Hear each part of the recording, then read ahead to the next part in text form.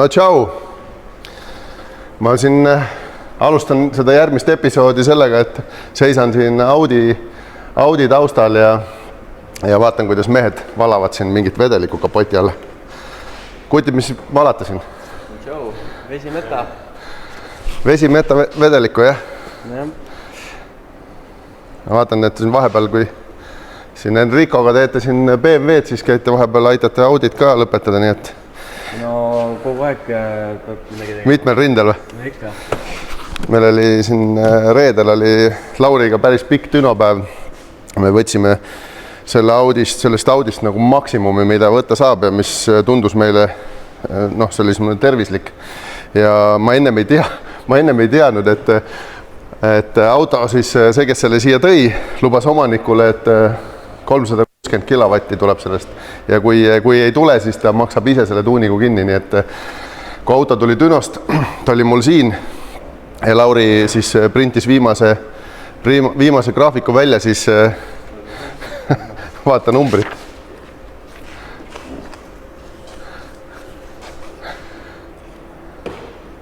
$362. No ütleme nii, et läks napilt, puidu oleks pidanud ise selle tuunigu kinni maksma. Aga Audi poolest ma võin teile nii palju rääkida, et ei ole niimoodi, et võtad selle auto ja paned dünopinki ja muudkui rullitad ja kõik on jumala okei. Tegelikult tuleb selle ette ka probleeme ja eriti veel, kui sa tahad toota mingit faili ja midagi arendada ja võtta siis sellest konkreetsest rauast, mida sa tegelikult ei tea, temast ju eriti palju maksimumi, siis ikka tuleb ette selliseid asju, et küll on limp mode, näiteks konkreetsel autol oli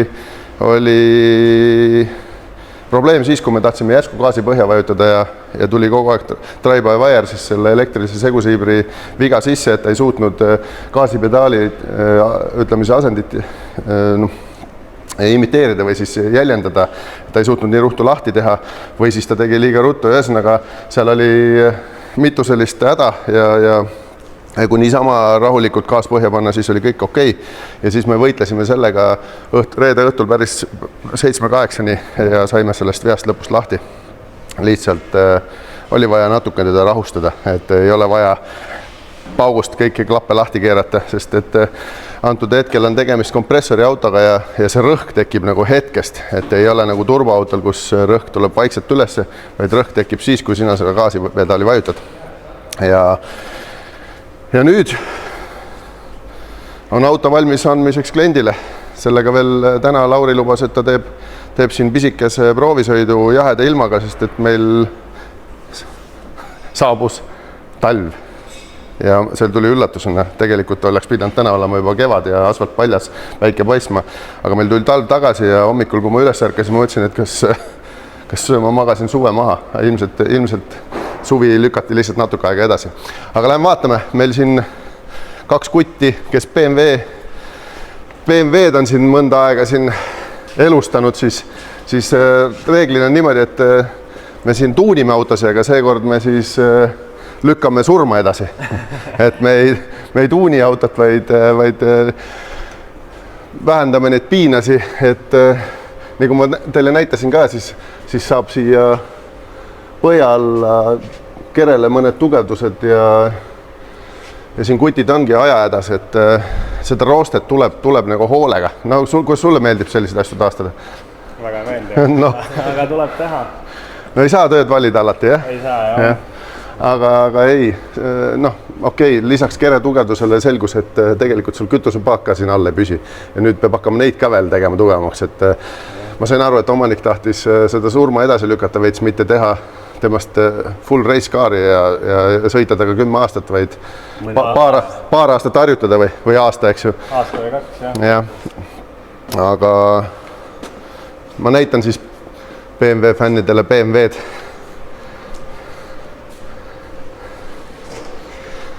Et ei ole alati nii, aga üks asi veel, mis te veel teete sinna? Te teete ju väljalaske valmis ju. Jah, Pelt tahtis ka väljalased paremaks saada, et varem oli liiga madalal, oli summuti, et ei saanud treila peale ajada, läks vastu. Off-track ei saanud teha. ja et oleks siis natukene ilusam ja parem see välja aga lasta. siin oli mingid kollektorid olid juba tehtud ennem, eks ju? Te tegite lihtsalt, tegite selle ülemineku veits paremaks, muud midagi? Jah, siin oli liiga madalale jooksid muidu Otsad, jah? Otsad, jah. Summuti oli madalale. No see oli tänavaautole mõeldud ilmselt. Nüüd tegite siia veebändiga ühendused ja viite need kokku ja siis põhja alla tuleb siis täispikkuses roostevaba summuti. Jah.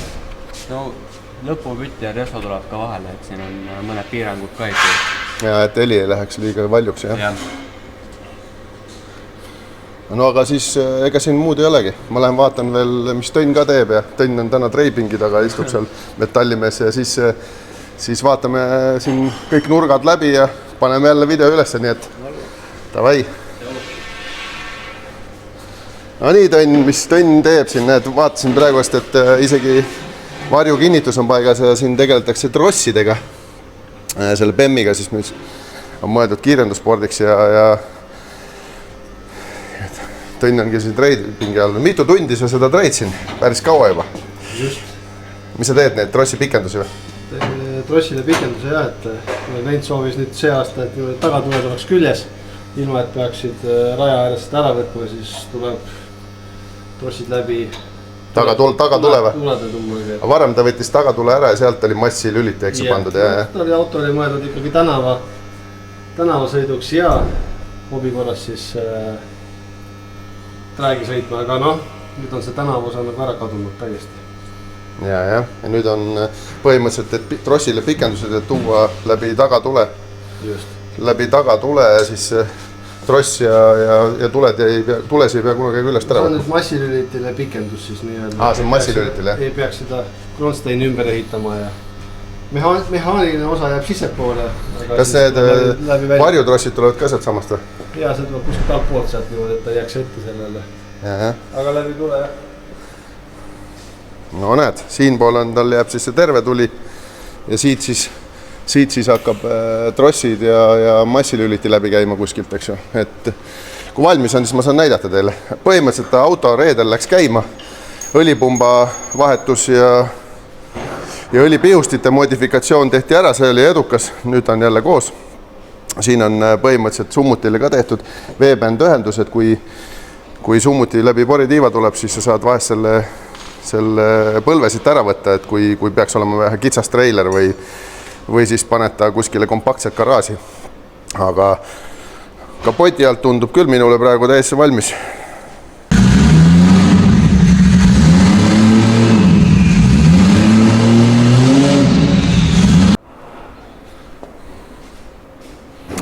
Minu taga on järgmine GR ja neid tuleb täna veel üks. Ja ilmselt siin paari nädala jooksul jõuab neid veel ja veel, sest et aprilli alguses on mõned planeeritud juba Dünosse ja vaatame, mis neist kõigist saab ja kui võrdsed need autod on, sest nad sõidavad reeglina koos võidu, nad käivad Lapimaal sõitmas talvel ja suvel sõidavad Saugat ja võib-olla lähevad veel kaugemale. Aga huvitav oleks näha, kas kõik nad on võrdse hobujõuga. Neil on näiteks see auto näiteks on aasta vanem kui eelmine, mis meil Dünos käis ja siin on ka väiksed erinevad modifikatsioonid tehtud, nii et hoiame teid kursis, vaatame, mis siit välja tuleb. Aga need, kes on tähele pannud, siis meil on siin seina peal üks huvitav uus plakat, HP Tuuner ja see on tööriist, mida mina olen nüüd aastaid kasutanud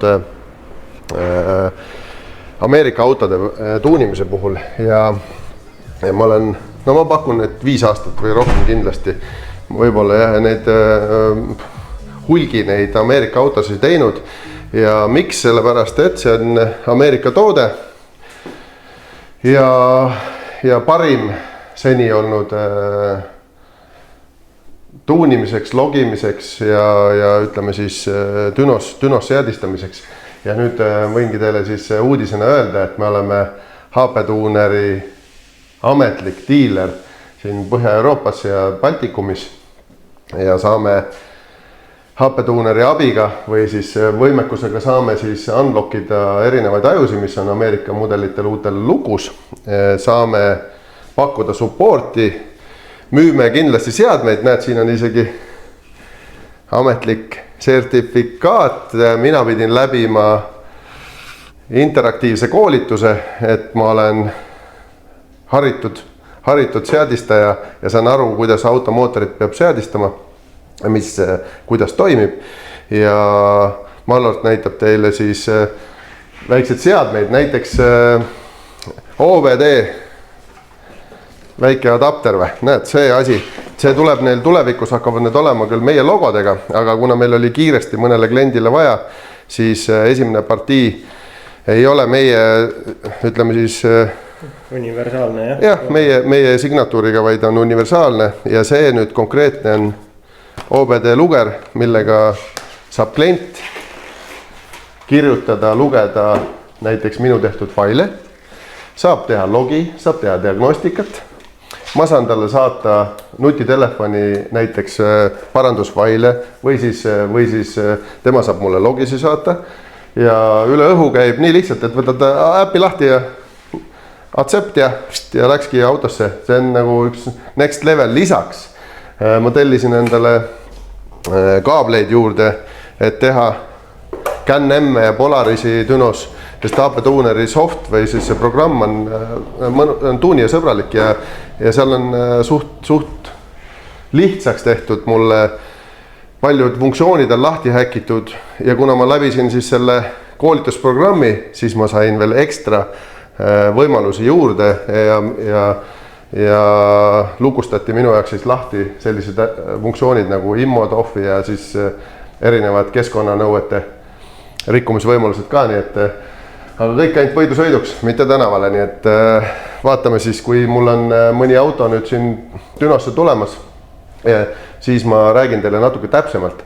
Aga HP Tuneri lehe pealt saab vaadata, kas teie auto on üldse support itud, sest et kui ta oli varem väga Ameerika autosõbralik, siis täna hetkel käib tohutu arendus, et Jaapani ja siis need Euroopa autod ka saaksid endale HP Tuneri seadmega tuunitud ja minul siin tulebki siin üks Mustang, siis on mul siin üks Jeep, siis on mul veel üks paar sükust mudelit, mida ma nime praegu veel ei taha mainida. Ja ma lähen kindlasti driftipoiste Nissaniga ka veel Dünosse, kus siis Martinil on peal originaalaju ja selle originaalaju seadistamiseks ma kasutangi seda HP Tuneri tuuli ja tema sai ka siis selle sama RTT seadme, et ma saaksin näiteks kontoris või kodus olles rahulikult tema poolt saadetud logisi analüüsida ja talle teha mingisugused parandusfaile. Näiteks meil oli üks idee, et kuna sellele mootorajule me ei saa panna flexible sensorit, siis ma teen talle ühe mäpi 98 kütuse jaoks, teise mäpi teeme E100 või E85 jaoks ja ta saab ise seda rahulikult ümber kirjutada OBD-s, võtab see aega umbes 5-10 minutit ja ei ole vaja tuunerit palgata siis raja äärde. Aga siit võtame otsad kokku, kindlasti subscribe, seal on seal üks punane linnukene seal, pange kindlasti see kellamärk ja siis tuleb teile teavitus, kui uus video tuleb.